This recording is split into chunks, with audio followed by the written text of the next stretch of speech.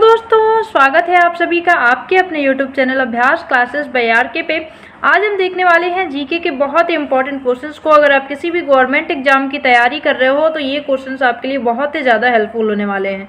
Specially ये अगर बात करें तो लेखपाल और पीईटी जैसे एग्जाम्स के लिए बहुत ही ज़्यादा इंपॉर्टेंट हैं, तो इन्हें लास्ट तक जरूर देखिएगा। अबाउट 25+ क्वेश्चन इनमें इंक्लूड है।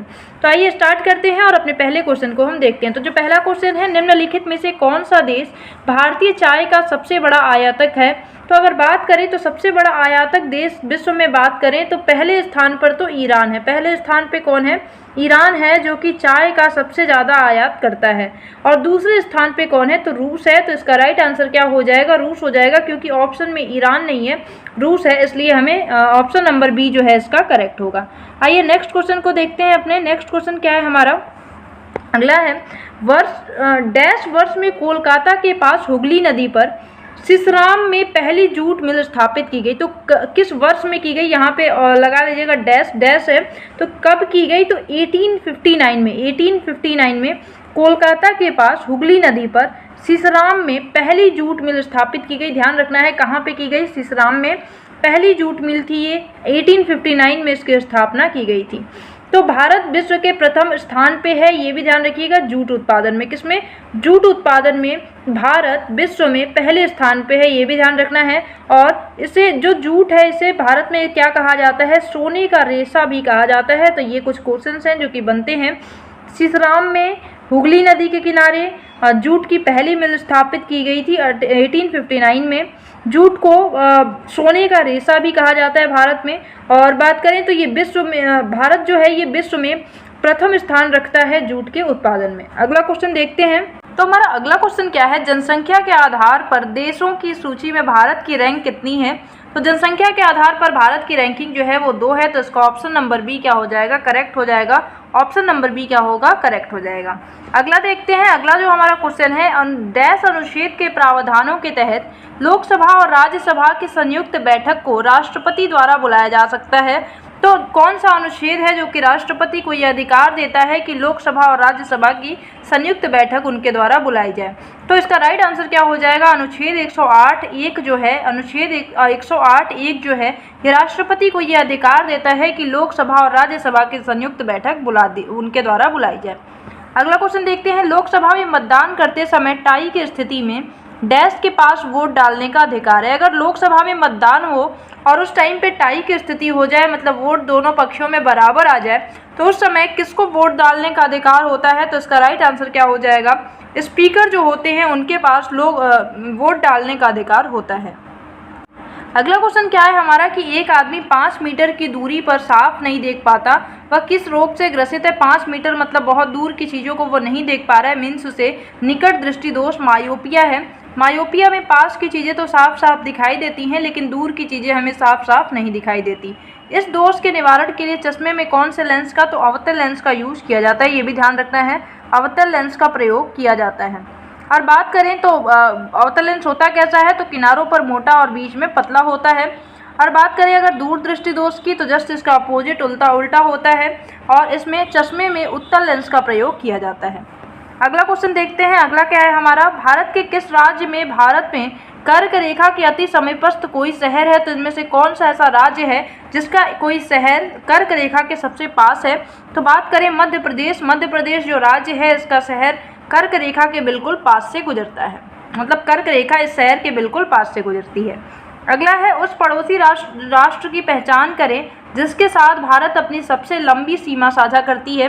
तो 7 पड़ोसी देश हैं जिनके साथ भारत अपनी सीमा साझा करती है और करता है। अगर बात करें बांग्लादेश की, तो बांग्लादेश के साथ सबसे लंबी सीमा लगती है भारत की, और सबसे छोटी सीमा जो लगती है वो अफगानिस्तान के साथ लगती है, 106 किलोमीटर की, इसे ध्यान रखना है। 106 किलोमीटर की सीमा लगती है अफगानिस्तान के साथ, जो कि सबसे छोटी सीमा रेखा है भारत के साथ। अगला क्वेश्चन देखते हैं।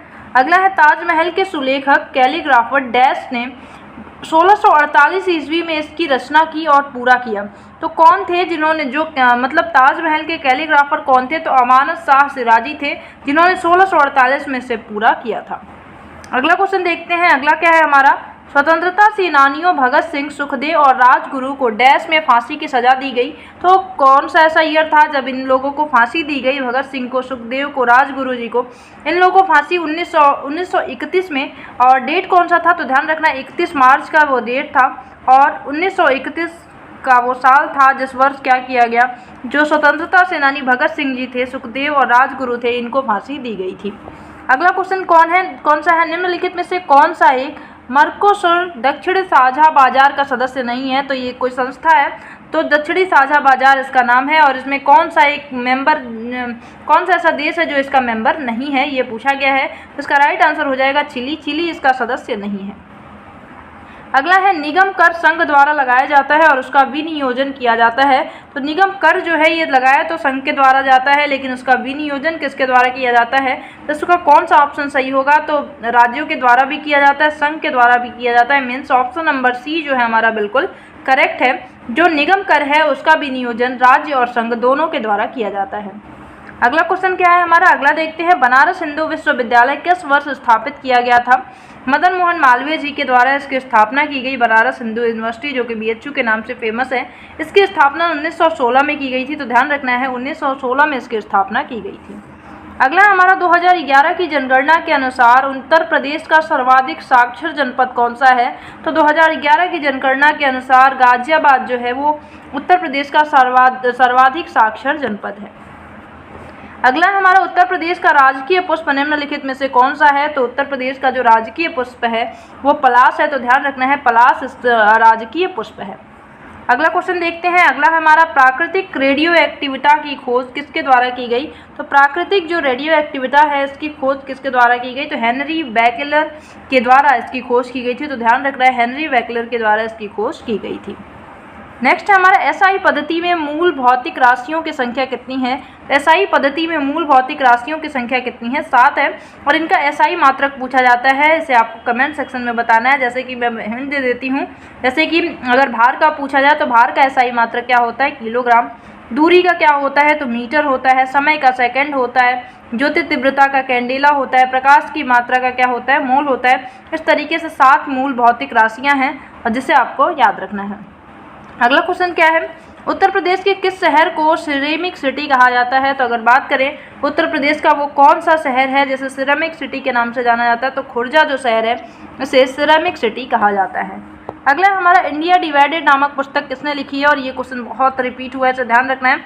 इंडिया डिवाइडेड जो पुस्तक है ये राजेंद्र प्रसाद जी के द्वारा लिखी गई है। तो इसका राइट आंसर क्या हो जाएगा? राजेंद्र प्रसाद जी। नेक्स्ट देखते हैं। अगला है अ हाउस फॉर मिस्टर विश्वास नामक पुस्तक के लेखक कौन है? अ हाउस फॉर मिस्टर विश्वास इसके लेखक कौन है? तो इसका राइट आंसर क्या हो जाएगा? BS नायपाल। BS नायपाल के द्वारा अ हाउस फॉर मिस्टर विश्वास लिखा गया है।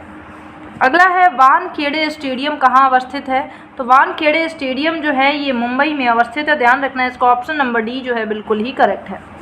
अगला है हमारा देवी माता की पूजा संबंधित है। तो देवी माता की पूजा सिंधु घाटी की जो सभ्यता है, एक बहुत ही हमारी दुनिया की सबसे प्राचीन सभ्यता सिंधु घाटी सभ्यता, जो कि भारत में सिंधु नदी के किनारे फली फूली और विकसित हुई।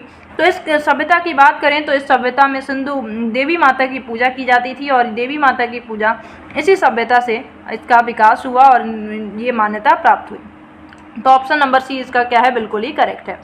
अगला क्वेश्चन देखते हैं। बिना दुर्ग के एकमात्र सिंधु नगर कौन सा था? तो बिना दुर्ग का एकमात्र सिंधु नदी कौन सा है? चन्हुदड़ो है। तो चन्हुदड़ो जो है इसका बिल्कुल राइट आंसर है कि जो कि बिना दुर्ग का एक सिंधु नगर है, सिंधु घाटी सभ्यता का एक नगर है। यहाँ पे मनके बनाने के कारखाने प्राप्त हुए हैं। ध्यान रखना है मनके बनाने के कारखाने कहाँ से प्राप्त हुए हैं?